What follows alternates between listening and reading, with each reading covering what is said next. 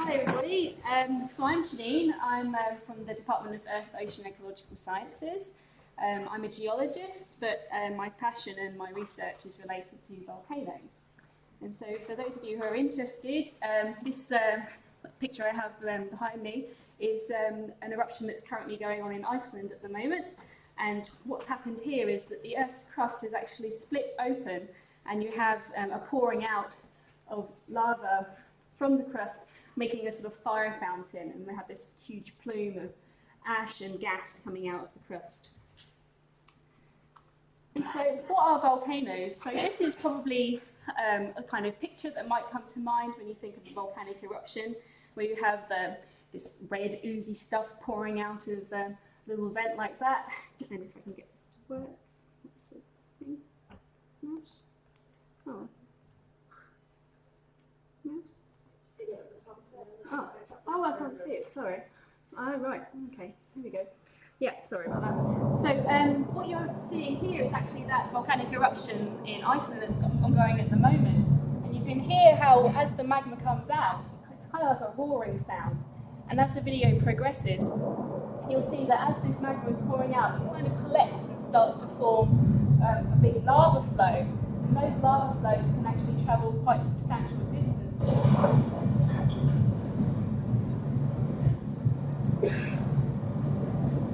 A lot of people haven't heard lava flows before, but actually they make this kind of flickery kind of noise.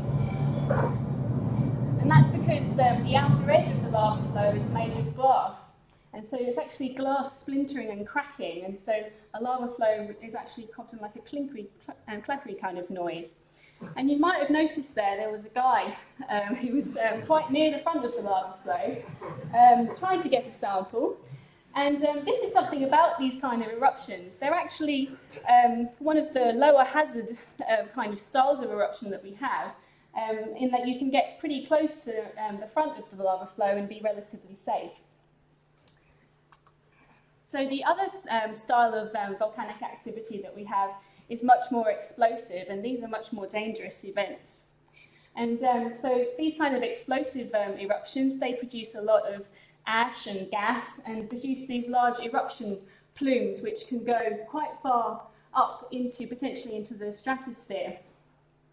And I have another video here, which I'll see if I can get it to work. Where's the mouse? There it is. Okay, so this is a video that's taken from a boat near, what is it? Papua New Guinea, and there's a volcano that's just about to erupt. And I should warn you, there's a bit of a bang.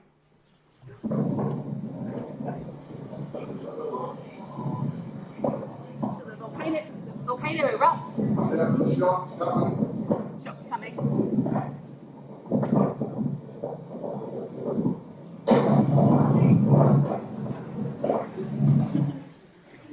And so that's a kind of another extreme kind of activity we have, where when these volcanoes erupt, they really can go off like a bullet. And some of you might have seen that as the volcano erupted, there was a shockwave that came out, and the clouds were actually dispersed. And it took a little while for the sound to get to the people on the boat. I would have been pretty scared myself if I'd been on that boat. But it's pretty dramatic, and you can actually break the sound barrier sometimes with these eruptions. So some eruptions are particularly big, and they can have global consequences. So this is a photo of Mount Pinatubo, which is a volcano in Indonesia. And this was one of the largest eruptions of the last century. And the cloud, or the ash cloud from this eruption, and the gases, particularly SO2, actually circled the globe for several days and weeks, and affected like the colours of the sunset as far away as Hawaii, for example. And this photo here, again, is of the ongoing eruption in Iceland. So that's a relatively gentle style of eruption in comparison to the big Pinatubo event. But actually, those kind of eruptions are much more sustained, potentially going on for several months or years. And if they continue, they can actually start to form lavas upon lavas upon lavas and produce a huge amount of gas going into the atmosphere. And these kind of events have been associated with large extinction events, which Charlotte will tell you a bit more about later. Okay, great. So as well as those sort of global consequences, there's also the consequences that affect our daily lives. So this is a photo of an eruption which is currently going on in the Cape Verde. This is Fogo volcano. And so these are very small houses, they're kind of a little town.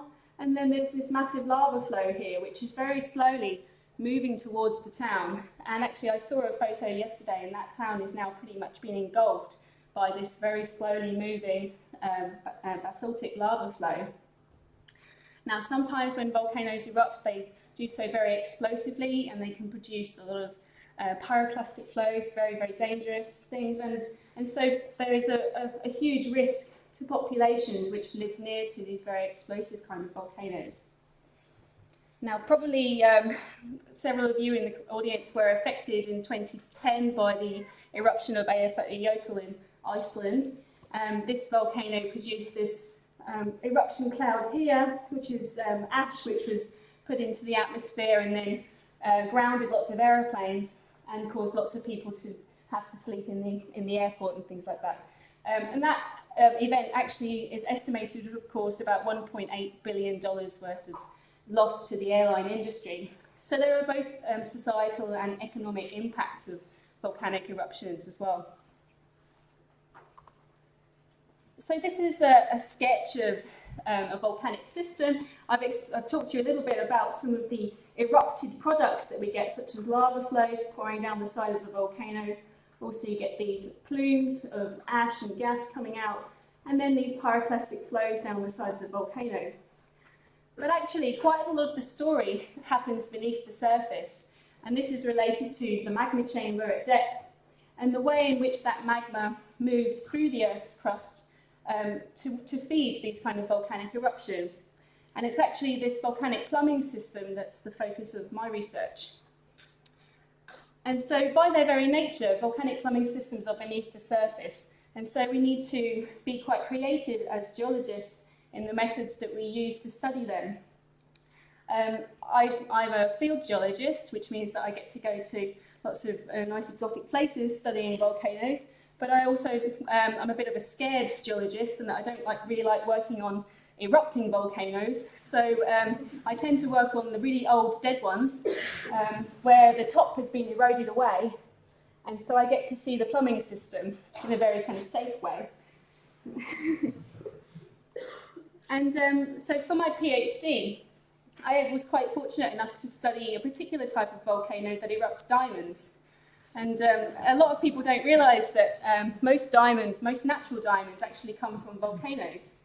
And these are a special kind of volcanic eruption that brings up material from particularly deep down from the mantle, where the mantle rocks actually have diamonds in them.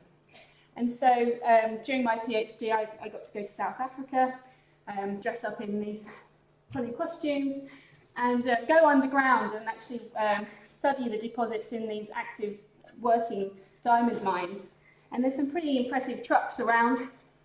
This is me. So they're pretty impressive. They're quite loud. And then actually we had a bit of a treat one day where we got to go and look at the diamonds in the diamond room. And so that was quite fun as well.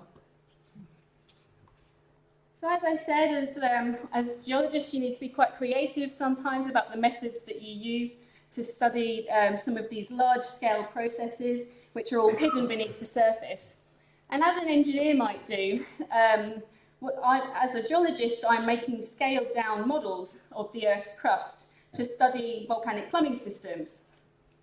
And it turns out that jelly is actually a really good analogue material for rocks. I know it sounds strange. My mum wasn't very impressed when I told her what I work on, but anyway. So I make jelly volcanoes, it's true. And I inject into my jelly my magma analogue, which is usually just water. And so this is my experiment set up here. I have my tank of jelly, and I inject stuff into the base. I usually like to inject red dyed water, just makes it a bit more, realistic. This time it's green. But anyway, and then, so here's some of my experimental results of the kind of things that I see. And so here I've injected in my magma into my jelly, and I've made these things called intrusions. And basically I've made I've started to make a volcanic plumbing system. And this is the same experiment, just viewed from 90 degrees. And so you can see actually these cracks in the crust, which are filled with magma, are actually elliptical shaped. So we call them penny shaped, but they're kind of smarty shaped as well. So this kind of shape. And so this is a way that we can actually start to build magma chambers and also go on to study how magma chambers feed volcanic eruptions. So this is a video from one of my last experiments that I did. I've put lots of particles inside my magma this time so that I can actually see the fluid dynamics within my volcanic plumbing system. This is an experiment I did about 2 weeks ago. And so you can see actually inside the volcanic plumbing system, there's quite a lot of turbulent activity going on. And these would be crystals, for example, that were inside the magma and sort of circulating round as that intrusion grows and potentially going on to then feed eruptions. So that's just a bit about my research, but since I've come to Liverpool, what I found particularly fulfilling is working with undergraduate students and also postgraduate students, and basically trying to inspire them to follow their passions, like I did in following a career in geology and volcanology. And that's it. Thank you very much.